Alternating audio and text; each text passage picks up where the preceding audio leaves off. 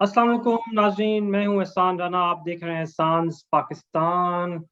नाजरीन, पाकिस्तान के साथ दिन ब दिन जो मजाक जो 6-8 महीने पहले स्टार्ट हुआ था, वो हर रोज उसकी एपिसोड, नए मरहले, हमें नए वाकयात, नई एपिसोड मिलती रहती हैं। पिछले 2-3 दिनों में भी बहुत कुछ हुआ, जो हम आज इस एपिसोड में कवर करने की कोशिश करेंगे। नवाज शरीफ ने प्रेस कॉन्फ्रेंस की 2-3 दिन पहले, रिकॉर्डेड एडिटेड प्रेस कॉन्फ्रेंस थी, और वो सब पूरे टेलीविजन पे, प्राइवेट हो या पीटीवी हो, सब पे चली। उसके ऊपर बात करेंगे। उसके पाकिस्तान में असरात क्या होंगे, और क्या नवाज शरीफ पाकिस्तान आ रहे हैं, क्या उसकी जो, अगर हम जवेद लतीफ का जो बयान है कि 5 दिन बाद हम भी बोलना शुरू हो जाएंगे, उससे अगर लिंक करें तो उसका क्या मतलब है? क्या नवाज शरीफ अपने मकसद का बड़ी अहम अपॉइंटमेंट करने को तैयार हो जाएंगे? ये सब बातों में, इन सब मामलों में बात करेंगे। मेरे साथ हैं कर्नल मोहम्मद रिटायर्ड मोहम्मद ज़ियाउल हक साहब। अस्सलाम वालेकुम कर्नल साहब। वालेकुम अस्सलाम। कर्नल साहब, थैंक यू वेरी मच आपके टाइम का। टाइम कम है तो हम स्ट्रेट इनटू टॉपिक चलेंगे। पहली तो बात है, जो 2-3 दिन पहले नवाज शरीफ ने प्रेस कॉन्फ्रेंस की, सबने सुनी, रिकॉर्डेड एडिटेड, वो उसका किस तरह वो प्रेस कॉन्फ्रेंस हुई, और उस प्रेस कॉन्फ्रेंस का क्या मकसद थे? अच्छा, ये मेरा अपना जाती ख्याल है कि ये जो प्रेस कॉन्फ्रेंस हुई है, ये जो मरीम नवाज गई है वापस, ये उसका ब्रेन चाइल्ड है, ये उसकी सोच है कि एक ऐसे प्रेस कॉन्फ्रेंस करते हैं, लोगों की हमदर्दी हासिल करने की कोशिश करते हैं, अपनी मकबूलियत को बढ़ाते हैं। तो ये उसने ये सारा जो है ना, उसकी जो है ना, ये उसकी है। उसने ये प्रेस कॉन्फ्रेंस की 5-6, कहते हैं कि जर्नलिस्ट थे जो उधर लंदन बेस्ड, जो इनके मनपसंद लोग थे, उनको बुलाया गया और फिर उनको अपने मतलब के सवालात दिए गए। फिर उनसे वही सवालात के जवाब जो है उनको पता था कि क्या देना है। वो नवाज शरीफ साहब की पहले उनकी तैयारी कराई गई, लेकिन फिर भी पता चला है कि उसको फिर भी एडिट करते रहे कि अगर कोई जवाब सही तरीके से नहीं हुआ, फिर उसको रीटेक किया गया। तो ये एक बड़ी, उसके बाद उसकी एडिटिंग की, उसके बाद 24 घंटे के बाद फिर रिलीज की गई। उसके लिए पहले ट्वीट शूट किए गए, फिर जब रिलीज की गई तो उस वक्त 12 रबीउल अव्वल के प्रोग्राम चल रहे थे, उनको रोक कर तो फिर ये सारे चैनल्स पर चलाई गई। ठीक है, तो ये जो है ना, ये अब आप देखेंगे उसके कंटेंट क्या है, तो वो तो आप देखें, वो यही वही चीजें हैं, वही पुरानी चीजें हैं, ये पहले बयान करते रहे। मेरे साथ क्या हुआ, वोट को इज्जत दो वाली बातें हैं, वही सारी बातें हैं। मेरी फैमिली के साथ क्या हुआ, मेरे साथ क्या हुआ। हालांकि ये ऐसे पाकिस्तान का कैदी था जिसके साथ 24 घंटे most advance ambulance cardiology equipment के साथ लेस 24 घंटे जेल में रहती थी, और specialist cardiologist was on duty, और इसके साथ मुलाकातें और खाने की जो air conditioning, every all facility थी जो कि, तो इसके वो कैद क्या थी, एक मतलब कि फोर्स्ड रेस्ट था वो, आप ये कह सकते हैं।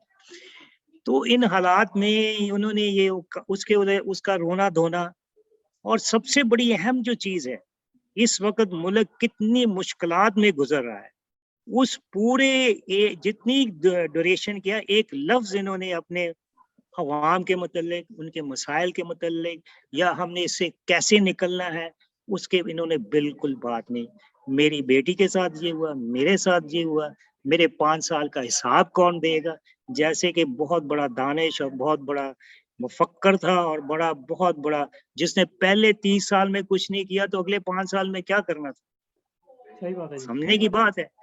तो बात ये है कि देखने वाली बात है कि उसमें उसके बाद उसने क्या की है, स्वाय अपने धोने के।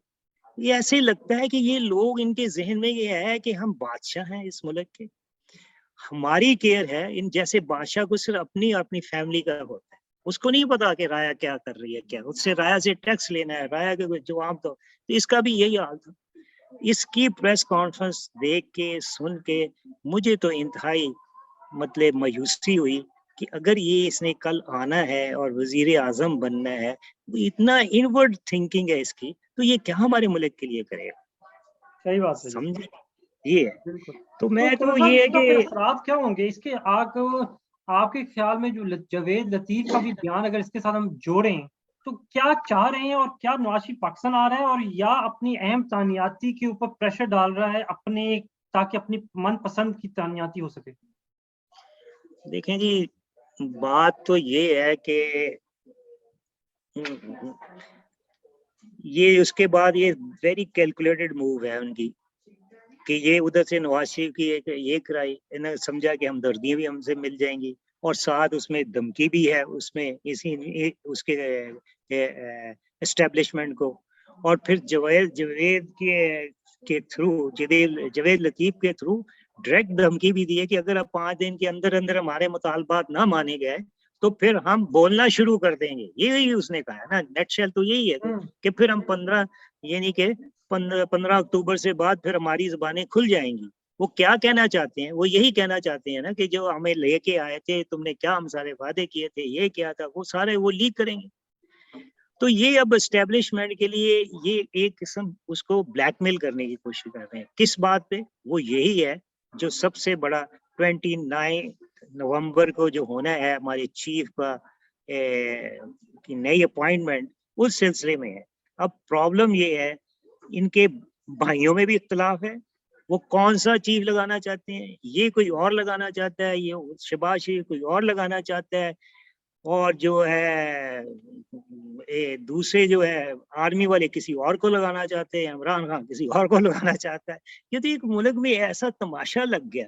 मैं आपसे एक सवाल पूछना चाहता हूँ, आप ऑस्ट्रेलिया में हैं, आपको पता है आपके ऑस्ट्रेलियन आर्मी का जो जनरल है, CNC या चीफ ऑफ आर्मी स्टाफ, उसका क्या नाम है? नहीं जी, बिल्कुल भी नहीं। पूरी दुनिया में है।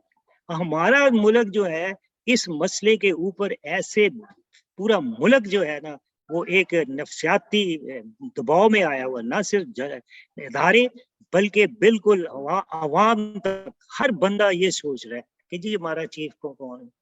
मतलब कि एक हकीकत तो ये होगी, इस मुल्क में ये सियासतदानों ने इतना गंद डाला हुआ था, उनको पता है कि ये हुकूमत हमारे, हमने सिर्फ याशी करनी है, और जो चीफ जो है वो एक्चुअली हुक्मरान है, इसलिए वो हमारी पसंद का होना चाहिए, हमें वो हमारे साथ रहे।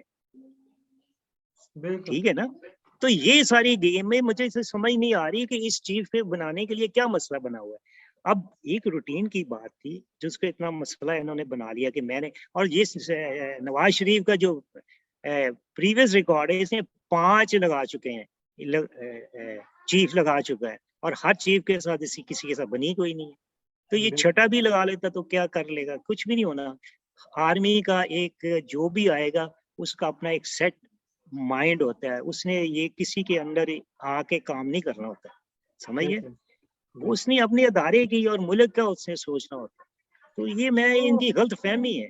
तो ये तो आपने अच्छा किया, क्लियर कर दिया, लेकिन अब अब इनडिसीजन तो हुआ है, मसला तो पाकिस्तान का तमाशा तो बन रहा है।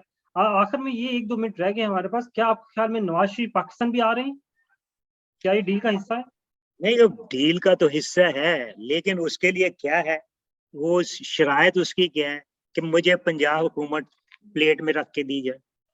ठीक है, मैं आऊं ताकि धूमधाम से आऊं, वही जो पटवारी और वो SHO बंदे इकट्ठे करें, और मैं फिर एक बड़े इस हालत में तो वो कभी नहीं आएगा जब तक इसको पंजाब हुकूमत ना दी जाए इनको। और पंजाब हुकूमत के लिए उनकी ये शरायत है कि मैं आऊं और पंजाब हुकूमत हमारे पास होगी। अब ये मेरे ख्याल में इन हालात में अब जो है ना 29 नवंबर तक तो ये पंजाब हुकूमत नहीं चेंज कर सकती, क्योंकि अब जो चीज है इसका इतनी, वो अभी इन चीजों में इंटरफेयर नहीं करेगा अभी, क्योंकि मैं जा रहा हूं तो why should he do it. तो नया चीफ आएगा, वो भी कुछ वक्त लेगा सेट होने में। तो हालात कुछ ऐसे मुझे ज़ाती तौर पे लग रहे हैं कि ये जो ना कि नए चीफ जो आएगा उसके बाद कोई सेटलमेंट भी इनकी हो जाएगी। हो सकता है मार्च जाए 1-2 महीने ये आगे कर ले इमरान खान, और वो आगे ये हो जाए, दरमियान में कोई सेटलमेंट इनका हो जाए। ठीक है, वो एक फ्रेश जो कोई भी आए, चाहे कोई भी आए, चाहे इनका बंदा आए, चाहे उनका बंदा है या कोई, उसने अपनी इंडिपेंडेंट ही सोच बिल्कुल रखनी है। बिल्कुल, आपने बहुत अहम बात की। आखिर में 1 मिनट और, बल्कि 16 अक्टूबर को ज़िमनी इलेक्शन होने हैं। ज़िमनी इलेक्शन पहले भी आगे कर दिए थे। आपके ख्याल में इस बार 16 को कर देंगे इलेक्शन, या फिर इलेक्शन कमीशन को हथियार बना के आगे कर दिया जाएंगे? बात तो है, उन्होंने ऑलरेडी सिंध गवर्नमेंट ने, और वो उन्होंने एक पहले ही एक उसको एक पिटीशन समरी। भेजी हुई है, समरी भेजी हुई है कि जी वो जी सैलाब है, ये है, वो हालात है, इलेक्शन पोस्टपोन किए जाए। ना तो वो ये कोई भी इलेक्शन नहीं कराना चाहता, ठीक है? तो उनको पता है ये। तो मुझे तो अपना ज़ाती तौर पे मुझे तो लगता है पहले भी एक आधा दिन पहले हो सकता है पोस्टपोन हो जाए। नहीं लगता साहब, ये अफोर्ड नहीं कर सकते कि इमरान खान सब जगह से जीत के जाए और फिर उनके वो किस फेस से फिर ये बात करेंगे। नहीं, आपने बड़ा अहम बात की कि साहब, ये अच्छे जमहूरियत वाले पसंद लोग हैं जो इलेक्शन से ही डर रहे हैं, जो इलेक्शन आगे करते हैं। ये हमारे ही पाकिस्तान में ऐसी जमहूरियत पसंद पार्टीज हो सकती हैं। क्योंकि उनको यकीन है कि उनकी इसमें बिल्कुल। शिकस्त है, हार जाएंगे, जो मर्जी कर लें। इसलिए अब जो गवर्नर लगाया है, जो उन्होंने सिंध में, उसका भी एक प्लान है एक्चुअली। ये जो बंदा लगा है, हालांकि इसका ये भी एक किस्म का एटीएम है। उनको एक एटीएम चाहिए, हर जैसे जमातों में होता है, उनको भी एटीएम चाहिए। नंबर एक्चुअली ये उसको टास्क, मेरे हिसाब से टास्क दिया गया है कि तुम एमक्यूएम और के जितने भी धड़े हैं इनको इकट्ठा करो, इकट्ठा करो, रिवाइव करो जी। इकट्ठा करो, और ये जो है इनके आगे एक मुतहिदा जो है ना एमक्यूएम खड़ी हो, और इसके साथ फिर ये इमरान खान का मुकाबला कर सके। साहब, ये आपने बहुत अहम बातें की। आपने बहुत अहम बातें की। उसमें से कुछ बातें जो थी, मैं तो बस दोहरा दूं कि आपने कहा कि प्रेस कॉन्फ्रेंस जब सुने, जो लगता है ऐसा कि सिर्फ मजलूमियत का रोना धोना किया गया।